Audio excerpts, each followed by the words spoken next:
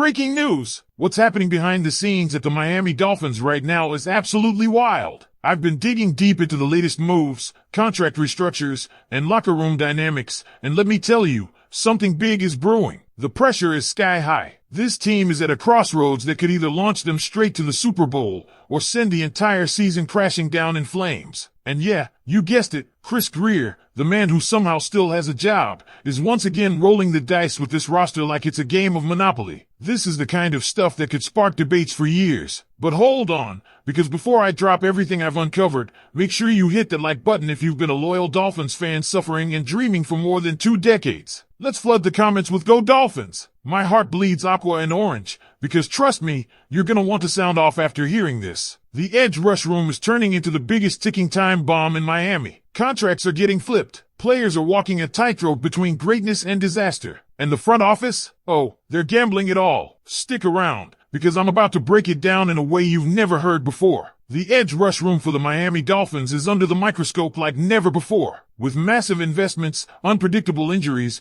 and a front office dangling unquestionable decisions, this is a storyline that every Dolphins fan needs to follow closely. First, let's talk about Bradley Chubb. Dolphins fans have been divided over Chubb since day one. He was the shiny splash move at the 2022 trade deadline, costing us multiple draft picks, including a precious first-rounder. And what did we get? A guy who came in banged up, didn't immediately change the needle, and then Tua got hurt, which tanked the season anyway. His 2023 was a redemption arc until Baltimore happened. Boom, injury, season over. Here's where it gets spicy. The Dolphins reworked Chubb's contract this offseason. His cap hit for this year sits at $12.3 million, with $8.7 million guaranteed. They basically played salary cap Tetris, moving money into a $4 million roster bonus due in 2027. But let's not sugarcoat it. This is a guy who's 28, about to hit 29, coming off a year where he didn't play at all. After this season, his contract has 2 more years, 2026 and 2027, carrying cash payouts north of $23 million each year.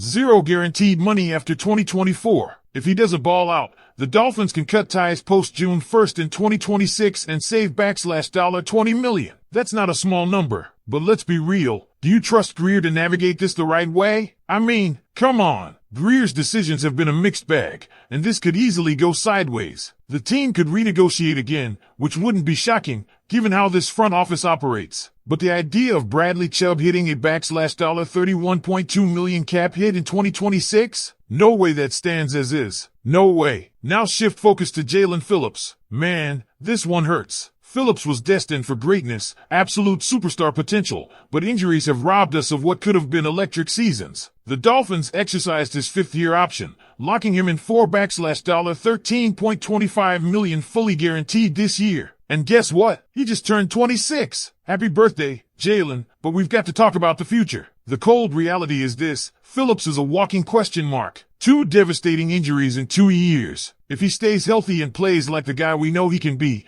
the Dolphins will absolutely try to lock him into a short-term extension, probably 2 to 3 years. But that's if, and only if, he makes it through a full 17-game season. Otherwise, there's no dead cap hanging over this like there is with Chubb. If it doesn't work, the team can walk away clean. Business is brutal. Here's the elephant in the room. What happens if Phillips doesn't make it back to form? Do the Dolphins double down on Chubb? Do they scramble for another veteran edge rusher? The front office has to decide whether they're a team that stacks the defensive line with premium assets or pivots to building a back 7 to adapt to the modern NFL's pace and space approach. Let's not forget Chop Robinson, the first-round pick from last year. Now, this is the bright spot in the room. Chop is on a rookie deal, which is absolute gold in the salary cap game. He's making just $1.475 million this year. That's laughably low for the kind of upside he brings. Over the next few years, his cap hits remain tiny, giving Miami the flexibility they desperately need. If Chop becomes the stud we all hope for, this is the guy you build around. You supplement him with cheaper veterans, a Leonard Floyd-type 1-year rental, or maybe someone on a 2-year deal if needed. But the wild card in all of this? The depth. Names like Quentin Bell and Mohamed Kamar loom large,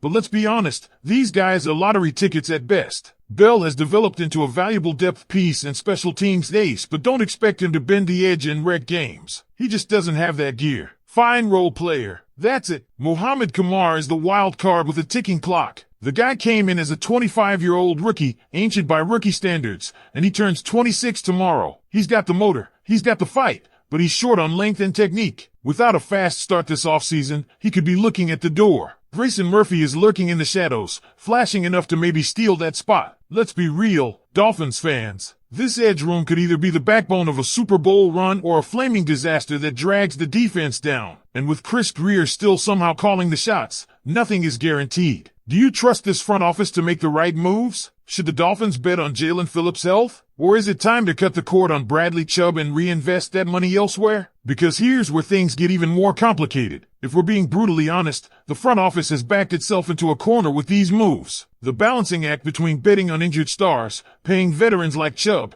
and grooming young talents like Chop Robinson is razor thin. And it's not like the Dolphins have a war chest of draft picks sitting around to fix this if it goes sideways. Remember, part of the future was mortgaged for Chubb. That move stings even more when you realize the return hasn't matched the investment. And let's not forget the elephant in the locker room, Jalen Ramsey. His situation sends a clear signal. He's gone. He's already dropping cryptic countdowns on social media. The team isn't even pretending anymore. They're flushing his contract out of the books post June 1st, and that move is going to free up money. But it's also sending a message. Miami is pivoting away from heavy investment in the secondary, leaning more towards building the trenches. But are they doing it the right way? If the plan is to go all in on the front seven, then it has to be a flawless execution. You cannot miss on Jaylen Phillips' health. You cannot afford for Bradley Chubb to underperform or get hurt again. And Chop Robinson? He has to hit. No excuses. No waiting. He has to become a premier pass rusher within the next 12 to 18 months. That's a lot of pressure for a second-year player. And don't even get me started on the bottom of the room. Cameron Good, Grayson Murphy, and yeah, even Mohamed Kamara, they're fighting for scraps. You think those guys are ready to step into 400-plus snap roles if one of the top three goes down? Let's be honest here. The odds are low. Grayson Murphy flashed at UCLA, but that's a massive jump. Cameron Good has been hanging around but hasn't made the leap. These are players who need everything to break perfectly just to stick on the 53. And when you peel back the curtain on how this roster is being managed, it's impossible not to circle back to Chris Grier. This man continues to dodge accountability like it's an Olympic sport. He should have been out the door seasons ago. How many high-priced trades, free agent splashes, and restructuring acrobatics does he get before someone finally says, enough is enough? Because if this edge room collapses under the weight of bad contracts and brittle bodies, that's on him. No excuses. Here's the chess game that Dolphins fans need to be watching. If Chubb has a solid but not spectacular year, the Dolphins could renegotiate his deal again, kicking more cap money down the road in exchange for short-term flexibility. But that's a dangerous game. Do it one too many times and you end up with a bloated, unmovable contract for a player who's giving you replacement-level production. And if Jaylen Phillips can't stay on the field, now you're staring at a crisis. But let's dream for a second. Imagine if Jaylen stays healthy, Chop takes a big step forward, and Chubb returns to his 2023 form. Suddenly, this front seven looks scary. Quarterbacks start panicking. Offensive lines start cracking. Mike McDaniel gets the luxury of dialing up creative blitz packages without worrying about getting exposed on the back end because the pass rush gets home quickly. That's the ceiling. That's how you punch your ticket to the AFC Championship game or beyond. But the floor? Oh, the floor is ugly. Another year of stars sitting on the bench in hoodies. Another year of watching opposing quarterbacks pick apart a defense that can't generate pressure. Another year of wondering why Chris Grier is still employed. And Dolphins fans, the future is going to demand answers sooner rather than later. Because when you zoom out and look at 2025 and beyond, the financial puzzle gets